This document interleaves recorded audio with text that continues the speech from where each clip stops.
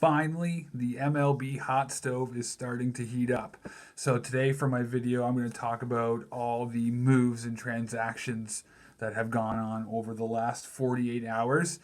Finally, with the winter meeting starting this coming Monday, things are starting to pick up a little bit.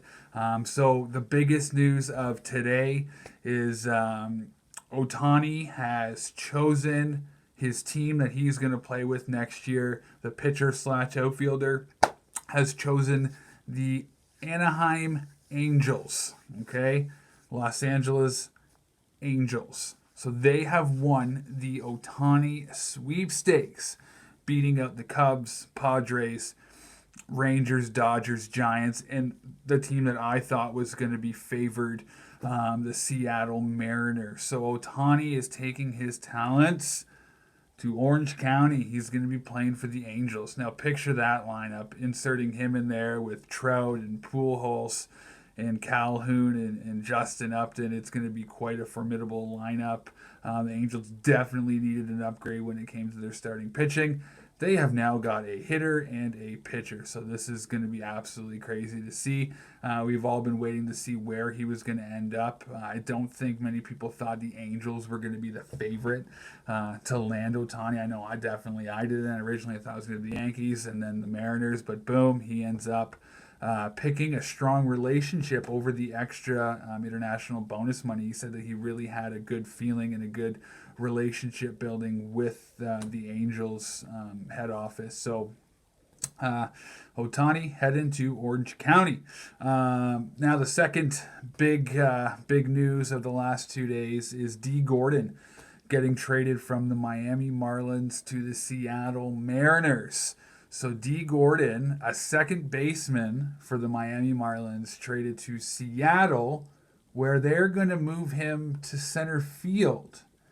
Interesting move by Jerry DiPuto there, taking D. Gordon, a all-star Gold Glove second baseman, and we're going to move him to center field.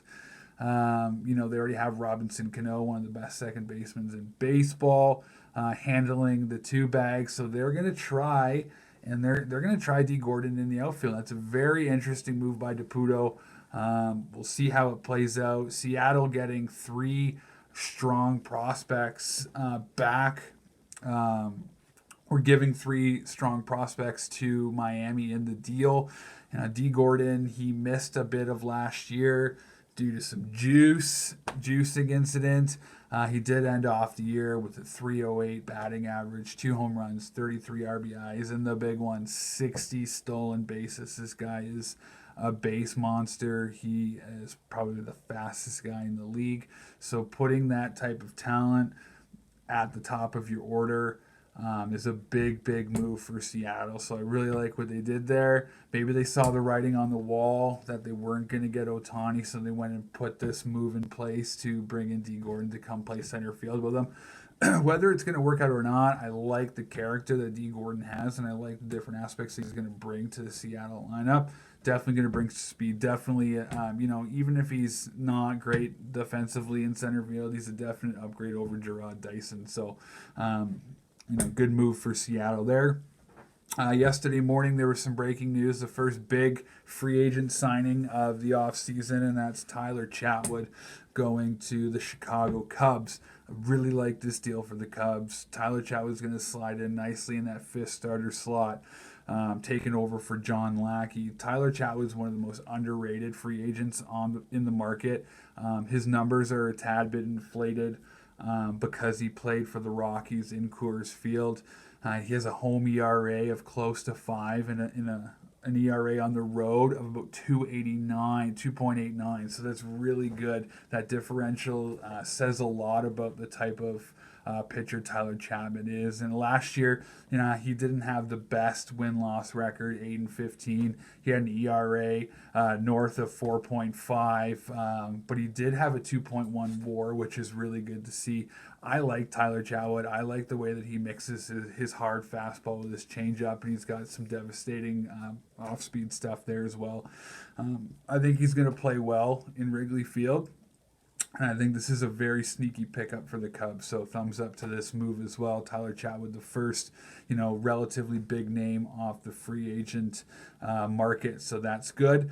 Tigers make a deal yesterday night, late last night as well, picking up Mark Fiers from the Houston Astros on a 1-year, $6.5 million deal. The Tigers have been looking for veteran starting pitching on 1-year deals to kind of, I don't know, bridge the gap between this year and next year, perhaps be able to flip them at the trade deadline.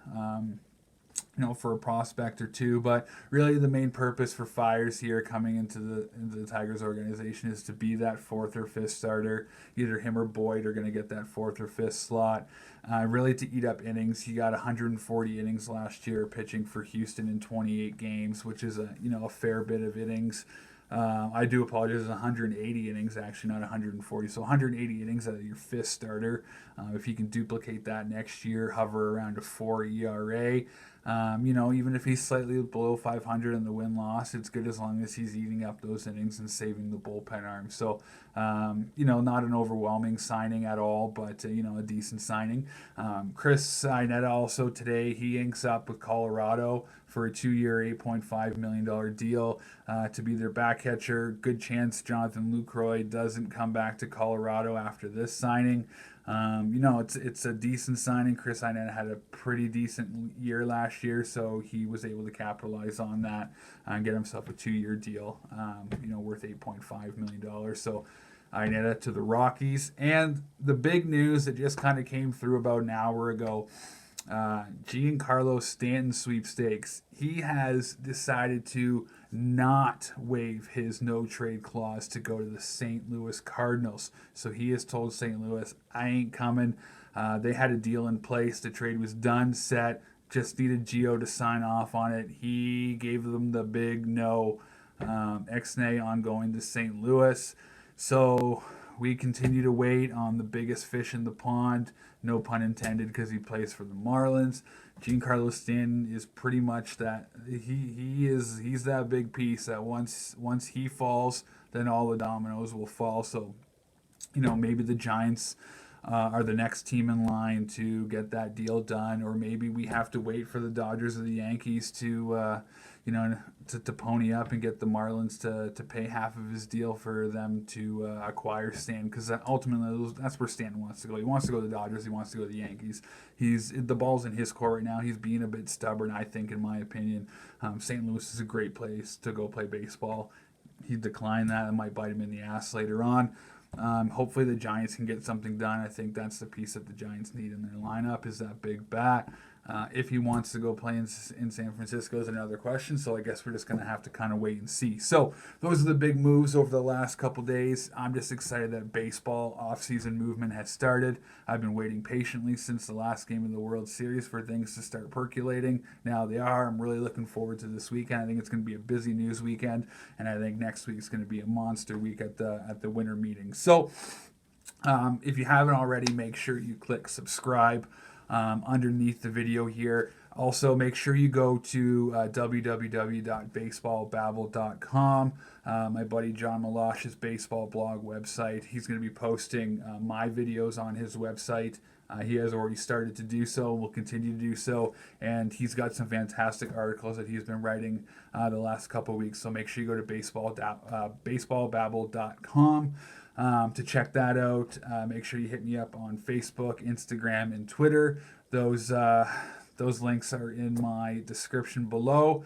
And until tomorrow, guys, that's all I got to say about that. I go.